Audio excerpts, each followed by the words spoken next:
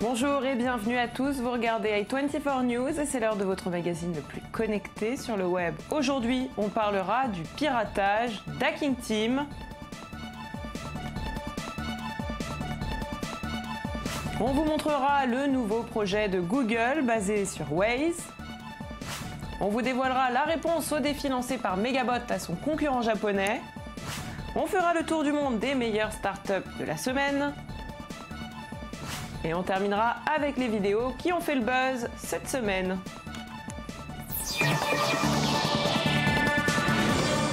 On ouvre tout de suite cette édition avec un des piratages les plus complexes du moment. Hacking Team, une société italienne qui fournit des outils de surveillance au gouvernement, a été la cible des hackers. Des fichiers confidentiels ont été dérobés et son compte Twitter a été détourné avec le message suivant: puisque nous n'avons rien à cacher, nous publions tous nos emails, nos fichiers et codes sources. Cette société développe principalement l'outil de surveillance Remote Control System, un logiciel espion capable d'intercepter des communications sur la navigation Internet des citoyens, sur leurs échanges de documents et sur leurs envois de SMS. Plus d'explications avec ces images. You have new challenges today. Sensitive data is transmitted over encrypted channels. Often the information you want is not transmitted at all. Your target may be outside your monitoring domain. Is passive monitoring enough? You need more. You want to look through your target's eyes. You have to hack your target.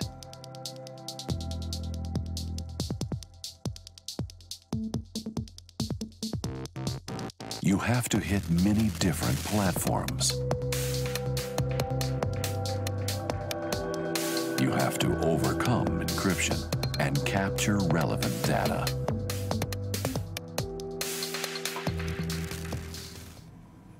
Le déroulé de l'attaque et ses motifs précis ne sont pas encore connus. Avec nous pour en parler, j'ai le plaisir d'accueillir Olivier Laurélie. Bonjour. Bonjour. Olivier, vous êtes l'un des fondateurs du site reflet.info. Est-ce que vous pouvez nous apporter plus de détails quant aux membres d'Hacking Team et ce qu'ils font ? Alors, Hacking Team, c'est une société assez emblématique du monde de la surveillance, de la cybersurveillance. Il faut dissocier en fait deux types de surveillance. Donc, il y a une surveillance qu'on va dire très ciblée, c'est ce que fait Hacking Team, une surveillance qui est un petit peu plus diffuse, un petit peu plus massive, qui se réalise par exemple au niveau des opérateurs. Ce que va faire Hacking Team, c'est très technique. En gros, ils vont commercialiser ce qu'on appelle des failles zero day, c'est-à-dire des failles qui sont inconnues par les éditeurs logiciels et qui par définition ne passent complètement sous les radars des antivirus et des systèmes de sécurité conventionnels, et ils fournissent ce type de solution à des gouvernements. Donc Hacking Team va un petit peu plus loin parce qu'ils ne font pas que vendre des vulnérabilités, ils vendent toute l'infrastructure, tout le matériel, tous les outils nécessaires en gros à des gouvernements pour pouvoir infecter des cibles particulières. Donc évidemment dans certains pays ça pose aucun problème puisque c'est les forces de l'ordre qui vont les utiliser, on va dire à bon escient entre parenthèses, mais sur d'autres pays, dont certains clients d'Hacking Team, comme le Soudan, comme le Kazakhstan, comme la Mongolie, comme le Maroc, comme la Russie, on peut avoir un petit peu plus de doutes sur la finalité de l'utilisation de ces outils. On redoute évidemment qu'ils soient utilisés contre des journalistes ou des opposants. Alors comment cette société-là, en particulier, a-t-elle pu être finalement piratée ? Ben, ça, on n'en sait rien malheureusement encore.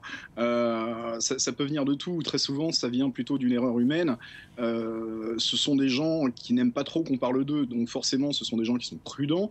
Maintenant, ben, nul n'est à l'abri, évidemment. Et faut savoir on l'a vu avec Sony. On l'a vu avec Sony, on l'a vu avec même des gouvernements, des États. Ouais. Même quand on a des choses à cacher, on est plutôt bon techniquement, mais on s'expose de toute façon à l'intérêt d'autrui. Donc c'est pas surprenant de les voir pirater aujourd'hui quelque part. Faut savoir que quand on commercialise ce genre de solution, on suscite forcément l'intérêt de pirates qui aimeraient bien exploiter également ce genre de failles. Évidemment. Donc on sait qu'on va être la cible évidemment de ce genre de pirates. Et quel genre de documents ont été mis en ligne lors de ce piratage ? Voilà, ça va des contrats aux échanges de mails, aux vulnérabilités elles-mêmes, donc aux briques logicielles qui servent à infecter les gens. Tant et si bien qu'aujourd'hui, il y a eu une faille qui a été corrigée dans le logiciel Flash de la firme Adobe et qui commençait à se répandre sur Internet parce que les gens commencent à l'utiliser à des fins malveillantes, tout simplement. Donc c'est bien de créer ce genre d'armes quand on les utilise vraiment à bon escient, mais le problème, c'est qu'elles finissent toujours un jour ou l'autre dans la nature. Et selon vous, quel est l'impact d'un tel piratage Ça va être un petit peu compliqué dans les jours à venir pour Hacking Team. L'impact pour eux, c'est très probablement qu'ils vont changer de nom, peut-être de pays, parce que on a quand même mis en évidence le fait qu'ils aidaient des pays qui étaient pas très à cheval sur les droits de l'homme, ou même des pays sous embargo, comme c'est le cas pour le Soudan. Donc dans ces cas-là, soit on a la couverture des autorités, on s'exile dans un autre pays, soit on met la clé sous la porte tout simplement. Maintenant, vu la nature des clients de Hacking Team, il y a de fortes chances qu'ils aient quand même quelques petits appuis gouvernementaux. Et est-ce qu'on a une idée de qui pourrait être derrière ce genre de piratage ? Alors strictement aucune pour l'instant. Il y a un doute qui est émis sur le fait que ça serait la même équipe ou la même personne qui a déjà piraté Gamma Group, donc le logiciel FinFisher, qui fait à peu près la même chose que ce que fait Hacking Team. Mais enfin, on n'a vraiment aucune précision là-dessus. Eh bien, on attendra les résultats. Merci beaucoup pour toutes ces informations en tout cas. Merci à vous, au revoir. On continue dans l'actu avec Google qui a lancé RideWiz, une application pilote de covoiturage basée sur Waze. Alors pour commencer, l'application sera testée en Israël, dans les villes de Tel Aviv, Ranana et Herzliya. À noter que Waze a été initialement développé en Israël avant d'être racheté par le géant Google. Israël où la population est déjà habituée au système de covoiturage. Si le résultat est satisfaisant, RideWiz s'exportera dans le monde entier, avec Waze bien évidemment.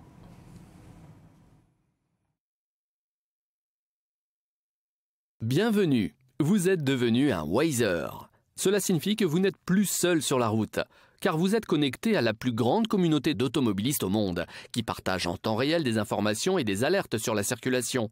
Chacun évite les bouchons, gagne du temps et économise de l'essence et de l'argent. En conduisant simplement avec l'application Waze en marche, vous fournissez déjà plein d'infotrafic très utiles aux autres conducteurs. Vous pouvez aussi signaler des événements, le tout sans les mains bien entendu. Waze reçoit toutes les informations fournies en temps réel par les Wazers et vous donne chaque fois l'itinéraire le plus rapide. Il peut même le modifier en cours de route s'il y a un meilleur trajet. Waze retient les itinéraires préférés que vous empruntez vers vos destinations les plus fréquentes et en tient compte. Connectez Waze à votre compte Facebook pour retrouver quelqu'un, passer prendre quelqu'un d'autre ou encore voir en temps réel où en sont vos amis et collègues en route vers la même destination que vous. Même les mises à jour des cartes de Waze se font en temps réel. La communauté les améliore constamment. Vous aussi contribuez à l'édition des cartes. Plus la communauté est grande, plus Waze est performant. Alors passez le message autour de vous, car lorsque les conducteurs collaborent ensemble, la route devient plus claire. Et la semaine dernière, on vous avait parlé d'un certain défi lancé par Megabot, une société américaine spécialisée dans la robotique, qui lançait donc ce défi à son concurrent japonais. Ça s'est passé sur YouTube. Eh bien, défi accepté. Du coup, les États-Unis et le Japon s'affronteront lors d'un combat de robots géants fixé au mois de juin 2016. Regardez. Suidobashi, we have a giant robot, you have a giant robot. You know it needs to happen. We challenge you to a duel. いきなり来たからまあ面白いけどね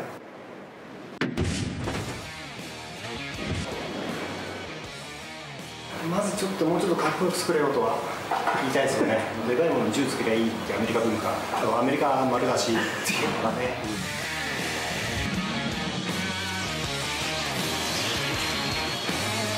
海外に来られたくないとかやっぱ日本文化じゃないですか巨大ロボだからいややりますよ絶対我々の考えるにはやはり格闘戦ぶん殴って倒して勝つっていうのをやっぱりやりたいですよね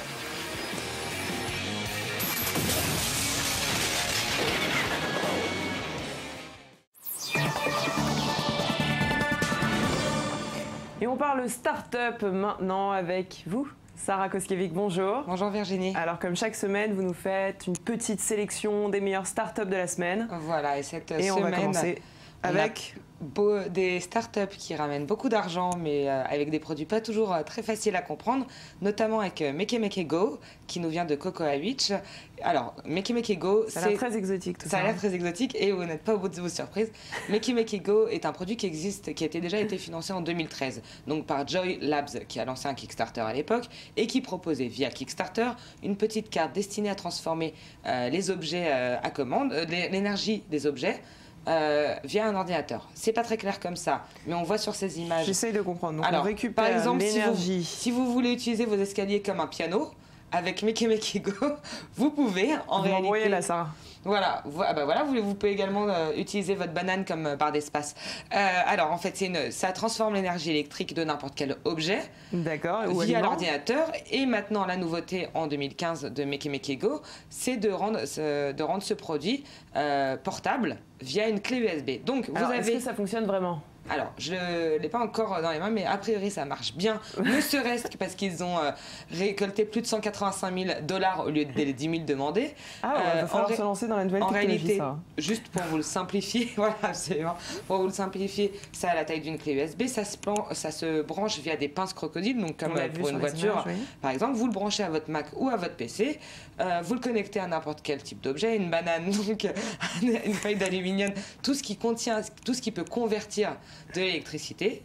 Et voilà, vous avez votre circuit fermé. Je ne sais pas si ça vous rappelle vos leçons de physique de lycée, mais voilà, c'est ce qu'on appelle un circuit fermé. Et puis, vous pouvez faire du piano sur vos tomates. Et puis peut-être les carottes, et puis voilà. un interrupteur banane. Blague à part, vous et nous, on n'en voit pas trop l'utilité, mais ça récolte énormément d'argent. Et Make Go en forme USB ne coûtera que 19 $. Donc pourquoi pas pour 19 $. Alors, Make Go, achetez-le et faites-vous plaisir avec des bananes, des tomates. Et puis nous, on va continuer avec une autre start-up du côté de Los Angeles. Voilà, on part en Californie pour quelque chose d'un petit peu plus sérieux. Ça s'appelle Dot. C'est le gros succès sur Kickstarter des derniers jours. C'est ce que le marché trouvera de mieux en termes d'oreillettes. Donc nous on a l'habitude. Pas besoin de la connecter à une banane ou une tomate cette fois-ci. Ni une tomate ni une banane, ni même avec un fil. C'est le grand avantage de Dot. C'est son grand avantage, c'est qu'il est wireless, donc il n'a pas besoin de connexion. Il marche très bien, c'est un carton. Évidemment. Donc en fait, c'est une petite pastille en guise d'oreillette. Voilà, ça serait comme un écouteur. Alors évidemment, on parle même plus des casques type Beat by Dre qui sont complètement obsolètes face à Dot, ni même de casques. Voilà, on voit sur ces images quand vous faites du sport. C'est relié à rien, c'est un carton, c'est hyper fin, c'est hyper léger. Et on en a deux, parce que là j'en vois qu'un à chaque fois. Mais... Alors voilà, pour l'instant, il y en a un. Ils proposent mais comme ils ont un son extrêmement bon, vous pouvez le commander en stéréo ou en mono. C'est pas le même prix évidemment, mais en tout cas c'est sensiblement la même chose. En mono il a 59 $, en stéréo il a 79 et voilà, c'est parfait. Ça coûtera ça a été mis sur Kickstarter également pour 30 000 $. Ils en ont 200 000. C'est pas mal. On va continuer avec une dernière start-up, elle aussi, une start-up à succès. Une start-up à succès, mais une fois encore, chacun y voit l'utilité qu'il veut. Ça s'appelle ZipShip, ça vient du Connecticut et on va regarder la vidéo. Eh bien, on regarde.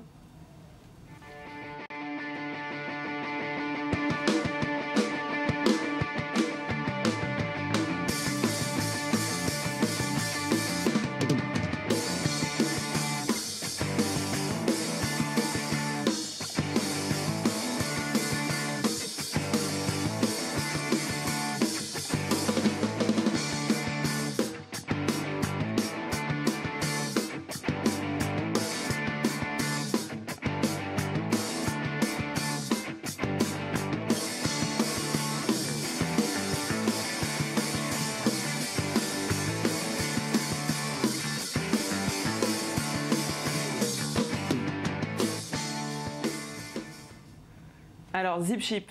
Carton plein, une fois encore sur Kickstarter. Alors, ZipShip, qu'est-ce que c'est? C'est un petit frisbee. Alors, c'est une sorte de frisbee, un petit frisbee. Non, mais vous rigolez, mais les gens se l'arrachent. Je sais que peut-être que vous n'en voyez pas l'utilité, mais peut-être parce que vous ne jouez pas au frisbee dans votre jardin. C'est ça. Voilà, c'est un petit jardin. Voilà, c'est un petit cercle qu'on se jette et on rattrape. Donc, ça ressemble vraiment au frisbee, mais c'est plus léger, plus flexible et plus petit. Ça ne craint pas l'eau. Ça ne craint pas l'eau. Ça peut atteindre des distances jusqu'à 60 mètres. Vous pouvez jouer à la plage, à la piscine. Ce que vous voulez, c'est vraiment ça flotte, et puis ça blesse pas comme un frisbee. C'est là où c'est quand même super innovant puisque c'est flexible. C'est connecté à quelque chose? C'est connecté à rien du tout. Écoutez, c'est juste un succès sur Kickstarter. Si vous l'attrapez pas et si vous le recevez au visage, vous n'êtes pas blessé. Ça a été imaginé dans un tout petit. Bah oui, non, mais c'est tout. Vous rigolez, mais c'est tout le principe de Zipship. Donc voilà, c'est un succès sur Kickstarter. 4 000 $ demandés, 130 000 récoltés, et ça coûtera 7 $ et vous pourrez l'avoir après cet été. Donc vous ne pourrez pas jouer cet été. Merci beaucoup. On continue tout de suite avec notre rubrique Œil du Net. Et on clôture cette émission avec un petit voyage en Australie, plus précisément au Good Life Festival, où le DJ et artiste Mash Tenketcher a trompé son public. Comment? Eh bien, c'est ce que je vous propose de découvrir. À très bientôt.